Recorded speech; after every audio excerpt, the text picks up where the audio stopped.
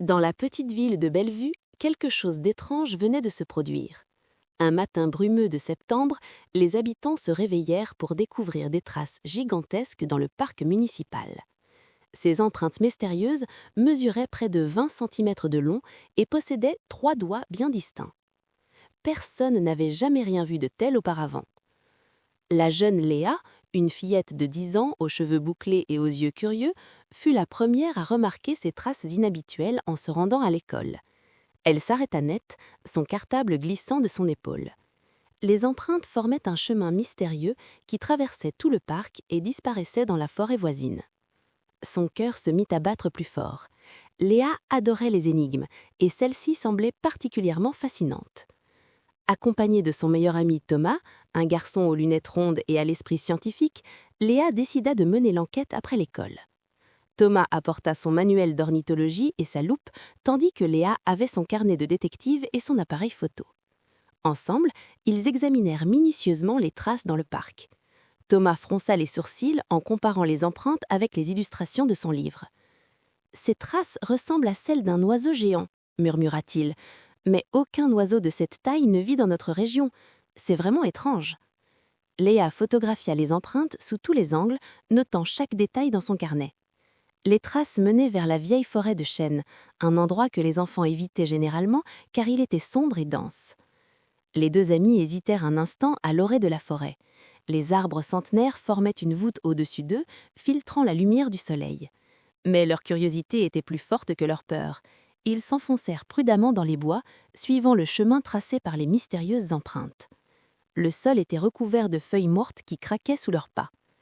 Après avoir marché pendant une vingtaine de minutes, ils arrivèrent dans une clairière qu'ils ne connaissaient pas. Au centre se dressait une cabane abandonnée, recouverte de lierre et de mousse. Les traces menaient directement à la porte entr'ouverte de cette vieille bâtisse. Léa et Thomas échangèrent un regard nerveux mais déterminé.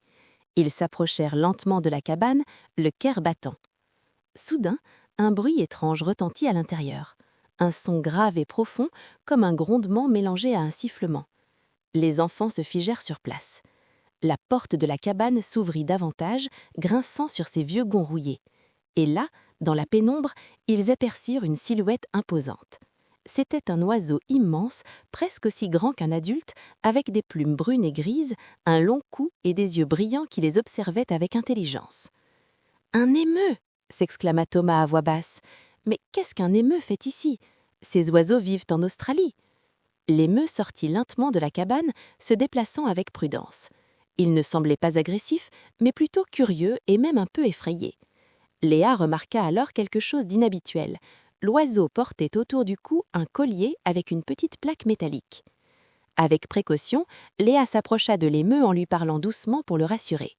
L'oiseau l'observa avec ses grands yeux et, à la surprise des enfants, il s'accroupit légèrement, comme pour leur permettre de voir la plaque de plus près. Thomas put lire l'inscription gravée sur le métal « Capitaine, réserve zoologique de Forestville, échappé en transport, s'y trouver, contactez le 555-0147. » Le mystère commençait à s'éclaircir. Léa et Thomas comprirent que cet émeu s'était échappé lors d'un transport vers un zoo. Il s'était probablement caché dans la forêt depuis plusieurs jours, cherchant un abri dans cette vieille cabane abandonnée. Mais pourquoi était-il venu jusqu'au parc municipal ? Les enfants explorèrent la cabane et découvrirent des restes de berries et de fruits sauvages. L'émeu avait faim et cherchait de la nourriture. « Il faut prévenir la réserve zoologique », dit Thomas avec détermination. « Le capitaine doit avoir faim et il a besoin de soins. » Léa acquiesça, mais elle voulait d'abord s'assurer que l'oiseau serait en sécurité. Ils décidèrent de rester avec l'émeu pendant que Thomas appelait la réserve avec son téléphone portable. En attendant l'arrivée des gardiens du zoo, Léa et Thomas observèrent le capitaine de plus près. L'oiseau semblait content d'avoir de la compagnie. Il leur montrait comment il pouvait courir très vite en faisant de petites démonstrations dans la clairière. Les enfants riaient en le voyant zigzaguer entre les arbres avec une agilité surprenante pour sa taille. Le capitaine était un oiseau fascinant et intelligent. 1 heure plus tard, une camionnette de la réserve zoologique de Forestville arriva dans la clairière. 2 gardiens d'en descendirent, soulagés de retrouver enfin le capitaine.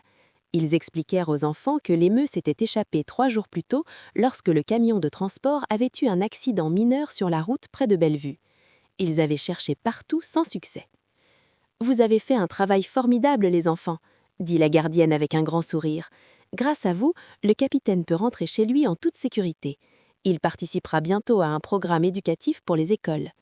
Le capitaine fut délicatement guidé vers la camionnette spécialement aménagée. Avant de partir, il tourna sa tête vers Léa et Thomas comme pour leur dire au revoir.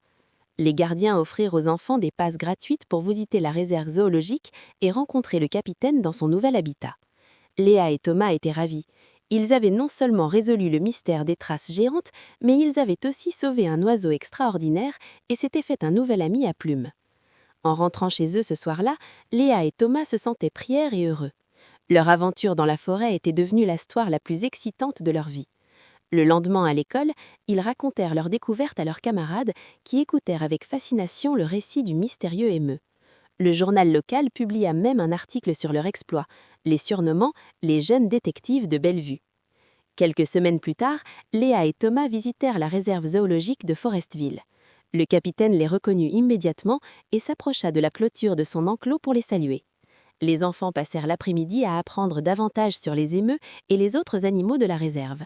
Le gardien leur expliqua que le capitaine était devenu la star du zoo et que de nombreux visiteurs venaient spécialement pour le voir. Cette aventure avait appris à Léa et Thomas que la curiosité et le courage pouvaient te mener à des découvertes extraordinaires. Ils avaient également compris l'importance de protéger et de respecter les animaux. Le secret du grand émeu n'était plus un mystère, mais il était devenu le début d'une belle amitié entre deux enfants courageux et un oiseau venu d'un autre continent. Et ainsi, chaque fois que Léa et Thomas passaient devant le parc municipal, ils se rappelaient de cette matinée brumeuse de septembre où tout avait commencé avec des traces mystérieuses. Leur histoire prouvait qu'il suffisait parfois d'un peu de curiosité et de bravoure pour transformer une journée ordinaire en une aventure extraordinaire.